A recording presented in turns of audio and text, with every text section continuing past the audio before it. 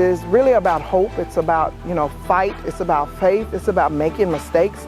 Yes, mistakes were made, and it's not a bad thing. But when I wrote this book, it was one, to meet a challenge, but then it wasn't enough for me just to meet the challenge. I started to do research to find out what a true novel length was.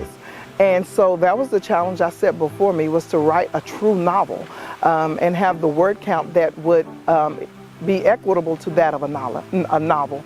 So that's what happened. And so I sat at the kitchen table for several nights and I wrote. And to be honest with you, if I were to think about, how the characters came about and the names, they really just came to me, kind of piecemeal.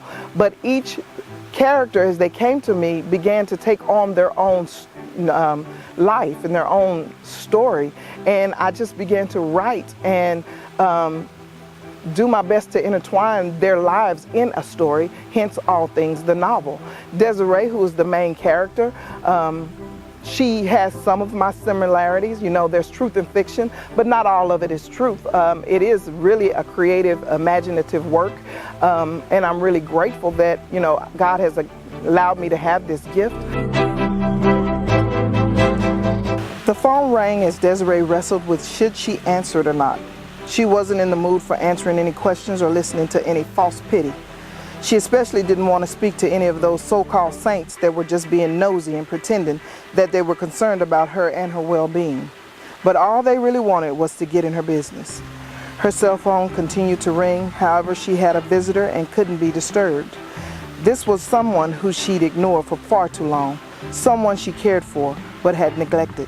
She knew that he wasn't going to allow her to slip away. Not again. She ignored the distractions and focused on a friend. Though difficult to sit and listen at times, she did. Desiree struggled for a moment.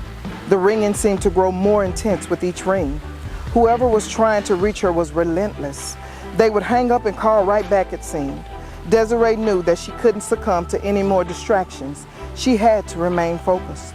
She stood up and paced nervously for a while, and then she took a seat on the sofa.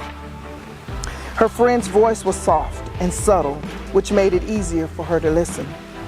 At times, Desiree could feel the anxiety building in her stomach, but she did her best to remain calm as he continued to speak.